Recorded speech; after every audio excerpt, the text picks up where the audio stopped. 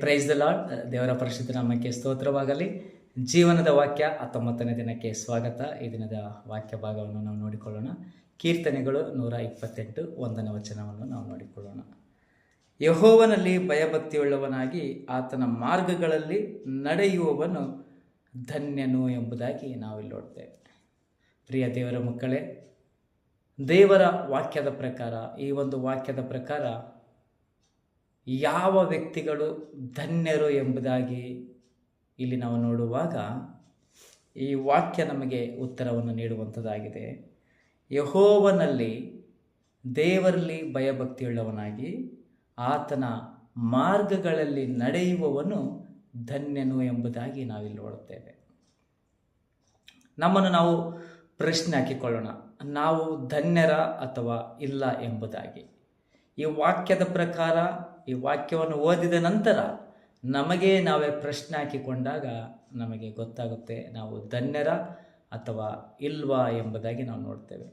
ಈ ವಾಕ್ಯದಲ್ಲಿ ನೋಡುವಾಗ ಯಾರು ದೇವರಲ್ಲಿ ಭಯಭಕ್ತಿಯುಳ್ಳವನಾಗಿ ಆತನ ಮಾರ್ಗದಲ್ಲಿ ನಡೆಯುತ್ತಾರೋ ಅಂತಹ ವ್ಯಕ್ತಿಗಳು ಧನ್ಯರು ಎಂಬುದಾಗಿ ನಾವು ನೋಡುತ್ತೇವೆ.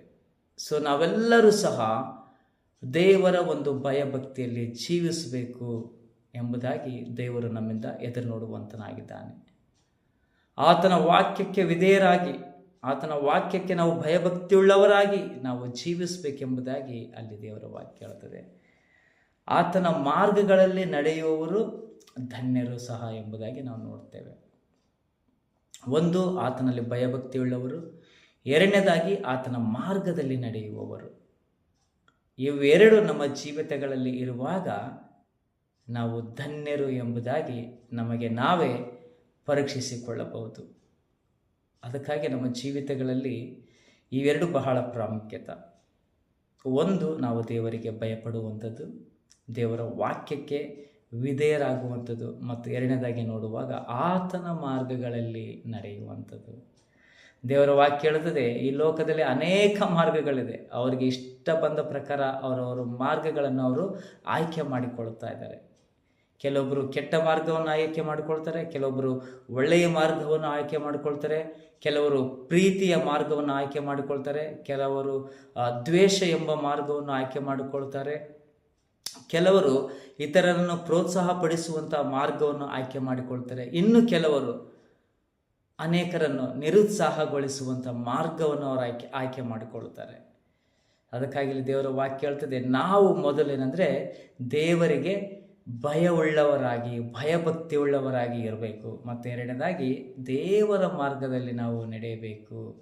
ಆತನಿಗೆ ಭಯಭಕ್ತಿಯುಳ್ಳವರಾಗಿ ಜೀವಿಸುವಾಗ, ಆತನ ಮಾರ್ಗದಲ್ಲಿ ನಡೆಯುವಾಗ ನಾವು ಧನ್ಯರು ಎಂಬುದಾಗಿ ಈ ಒಂದು ವಾಕ್ಯವನ್ನು ಹೇಳುತ್ತದೆ.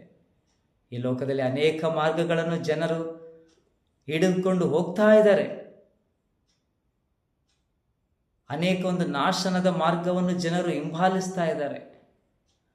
ಅನೇಕ ಹೊಟ್ಟೆ ಕಿಚ್ಚಿನ ಮಾರ್ಗವನ್ನು ಜನರು ಹಿಂಬಾಲಿಸ್ತಾ ಇದ್ದಾರೆ. ಕೋಪದ ಮಾರ್ಗವನ್ನು ಜನರು ಹಿಂಬಾಲಿಸ್ತಾ ಇದ್ದಾರೆ. ಸೈತಾನನ ಮಾರ್ಗವನ್ನು ಜನರು ಹಿಂಬಾಲಿಸ್ತಾ ಇದ್ದಾರೆ. ಕೆಟ್ಟ ಮಾರ್ಗಗಳನ್ನು ದೇವರು ತಿರಸ್ಕಾರ ಮಾಡ್ತಾರೆ ಎಂಬುದಾಗಿ ನಾವಿಲ್ಲಿ ನೋಡ್ತೇವೆ. ಅದಕ್ಕಾಗಿ ಎರಡು ವಿಷಯದಲ್ಲಿ ನಾವು ಬಹಳ ಜಾಗೃತಿಯಿಂದ ಇರಬೇಕು. ದೇವರ ದೃಷ್ಟಿಯಲ್ಲಿ ನಾವು ಧನ್ಯರು ಅಂತ ಅನಿಸ್ಕೊಳ್ಬೇಕಂದ್ರೆ, ಇತರರ ದೃಷ್ಟಿಯಲ್ಲಿ ನಾವು ಧನ್ಯರು ಅಂತ ಅನಿಸ್ಕೊಳ್ಬೇಕಂದ್ರೆ ಎರಡು ಬಹಳ ಪ್ರಾಮುಖ್ಯತೆ. ಒಂದು, ದೇವರಿಗೆ ಭಯಭಕ್ತಿಯುಳ್ಳವರಾಗಿ ಜೀವಿಸುವಂಥದ್ದು.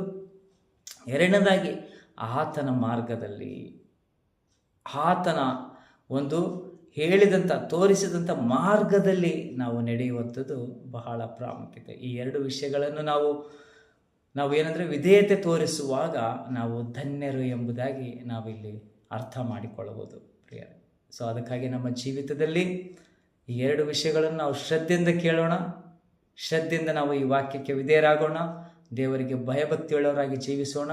ದೇವರು ನಮಗೆ ತೋರಿಸಿದಂತಹ ಒಂದು ಉತ್ತಮವಾದಂತಹ ಮಾರ್ಗದಲ್ಲಿ, ಸುಂದರವಾದಂತಹ ಮಾರ್ಗದಲ್ಲಿ ನಾವೆಲ್ಲರೂ ನಡೆಯೋಣ.